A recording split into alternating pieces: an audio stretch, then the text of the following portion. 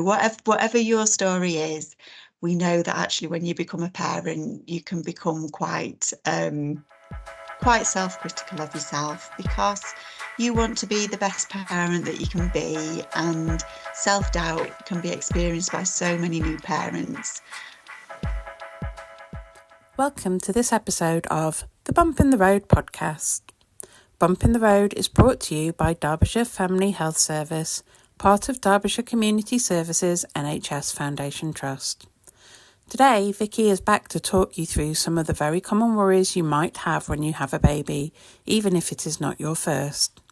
Vicky has worked as a health visitor in Derbyshire for over 20 years.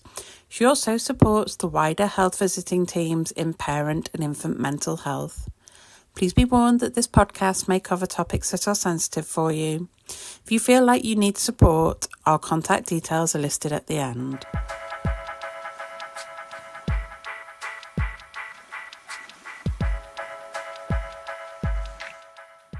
We know tiredness, anxiety, and the general chaos and upheaval of having a new baby, and that's whether it's your first or your second, your third or your fourth. We know, it can really overwhelm most parents. It's really hard to think, isn't it, when you're tired and immersed in what feels like a never-ending cycle of nappy changes, feeds, winding, soothing, and settling your little one. Small decisions can suddenly morph into big decisions, and questioning yourself on the right thing to do can become confusing, even like deciding what to buy from the shops and what you need to make for tea. Sometimes you seek clear answers from family and friends and health professionals, but we know that sometimes this can result in even more options, which can bring even more uncertainty.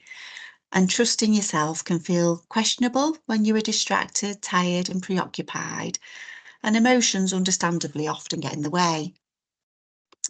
And loved ones and friends can sometimes go overboard on giving advice and sharing their opinions on what you should and shouldn't be doing. And we know as health visitors, it is especially common for family members, probably, if we're going to be honest, especially mothers and mothers-in-law, because even with the best intentions, sometimes their views and opinions can sometimes agitate family dynamics. And we know strong opinions can often collide, causing tension and stress. So trying to sift through the strong opinions of others can shake your confidence. So I think the key here is to listen, but perhaps try not to engage in a discussion. I don't know, saying something like, "Oh, thanks, I'll keep that in mind," or, "Oh, right, yeah, we're working on that." So when faced with making a small decision, try to keep your emotions from influencing you. And often you will feel better if you simply make a decision than if you take no action and continue to spin with your head spinning of, not knowing what to do.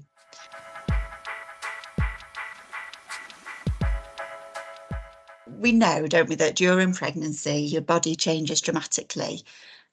And once you have your baby, your body is recovering and healing, and this can take time. And while you often surely miss your old self, we'd suggest just take it slow, be kind to yourself. You're changing, you're becoming a mother, and it takes time to adjust to the new you and the new chapter of parenthood. And it can be really easy, can't it, to believe everyone else has their act together and is coping better than you. But most new parents are struggling too. But it is too easy to try and show the world that everything is fine. It is common to worry and be self-critical, especially when you're alone with your thoughts. So we know it's really common and it's really normal to compare yourself to others, but we also know that comparisons can lead to judgment, and judgments can make you feel worse. And the scrolling on social media can reinforce negative thinking and feelings of inadequacy. And many new parents are striving for perfection and can set themselves unrealistic demands, which then inadvertently set yourself up for failure. And managing expectations can be difficult, as often parenthood is not quite what you expected. And overly worrying about how others feel about you right now will not help either. And if negative feelings build up, really try and find someone that you trust that you can talk to. You can always contact your health visitor, your midwife, and your GP if you want further support.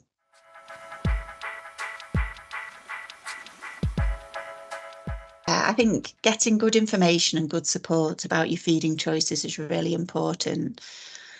I think as health visitors, we know a large number of women who want to breastfeed have to stop before they are ready. And this can leave them feeling a range of negative emotions, which sometimes can include grief, anger, guilt, shame, and frustration, and can often lead to, many women blaming themselves.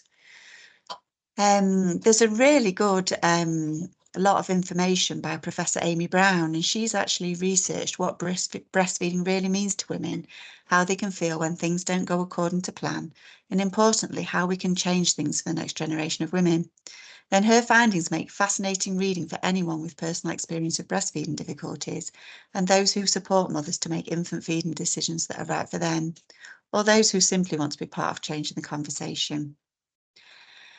I think what's important here is that it's the importance of, as health professionals, that we support women, we support mothers who haven't been able to meet their feeding goals. If you do choose to breastfeed your child, it can be intensely challenging if you encounter difficulties. And motherhood brings with it a host of changes that can be hard to manage alone. And breastfeeding your baby is one of the most natural things in the world, right? Well, yes, but natural doesn't necessarily mean easy. Lots of things that are natural take practice, and none of us learn to walk without a few bumps, and breastfeeding is no different.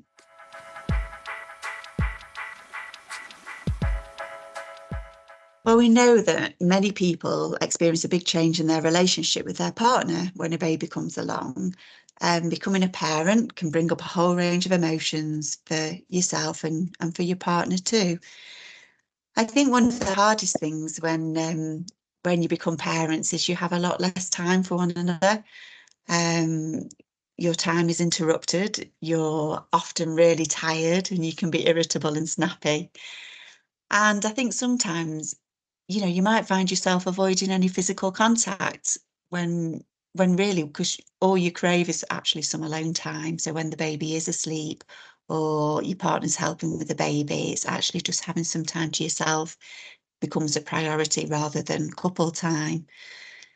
I think it's important to try and acknowledge how you're feeling with your partner, because talking about your relationship and about how things are together will relieve tension and help with being in tune with each other's emotions. I think checking in with your partner and talking about how you're both feeling can really help with actually finding that intimacy again, which can be hard to find time and to find energy for. And many couples actually, it can take a long time to actually become fully sexually active together again.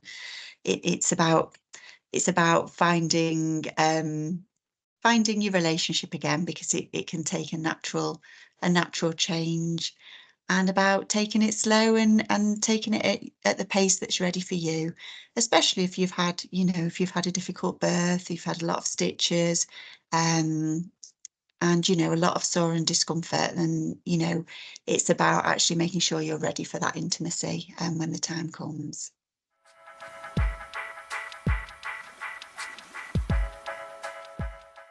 We know, don't we, that becoming a parent, especially for the first time, but also, every baby can be different. So, if it's your second, third baby, if you've got twins, whatever your story is, we know that actually when you become a parent, you can become quite self-critical of yourself, because you want to be the best parent that you can be, and self-doubt can be experienced by so many new parents. And when you're doubting yourself and your confidence isn't great, then it's really easy, isn't it, to feel quite inadequate, and that feeling that I'm not great at this, I'm not doing a very good job. And we all can have that inner critic voice, can't we? But as a new parent, when you're feeling perhaps quite lonely and quite isolated, that inner critic voice can get louder and louder if we're not careful.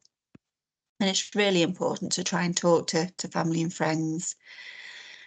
I think as well, though, when you become a parent and you've had your baby, it's really common for new parents to experience some degree of disappointment, especially when it comes to what to expect from family and friends.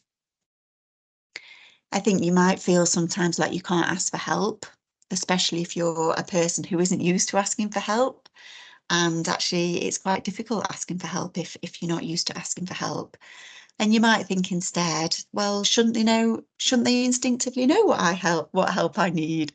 Shouldn't they instinctively know what help I need? I shouldn't have to ask. Or, you might feel like you're asking too much or too often, or you may wonder what is reasonable to request. And I think as well, going back to this comparison thing of, it's really easy to compare ourselves to others, isn't it? And you might have a friend that's had a baby at the same time who has got a really strong support network and has help every day, which might actually highlight to you that you're not getting as much help as perhaps you'd like. And so I think comparison is difficult. And often as well, as new parents, we want to feel like we do know what we're doing and we should know what we're doing. So actually we like to put a brave face on and pretend that we're doing okay and that we are doing an okay job. But actually being honest with the ones that we love and just, you know, trying to say, actually, I could really do with some help on Thursday. Actually, that's going to really help with your well-being.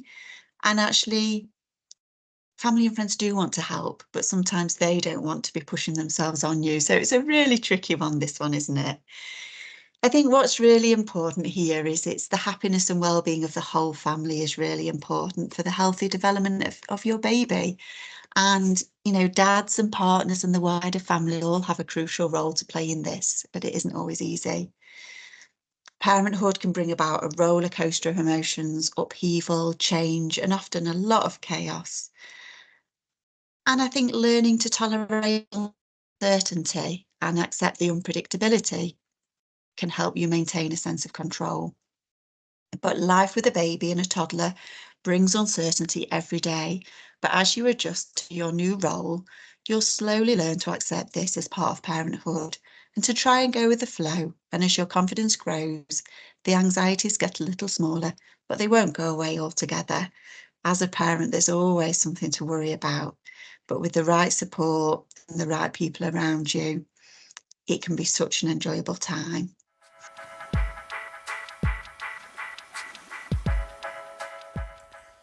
If you're struggling with your well-being during pregnancy or with your baby and you feel like you need some support, you can contact Derbyshire Family Health Service on 01246 515100 and make an appointment with a health visitor. You can also text us on 07507 327769.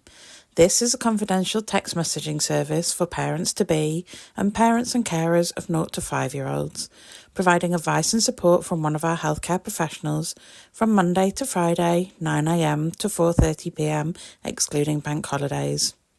You can also visit our website at derbyshirefamilyhealthservice.nhs.uk.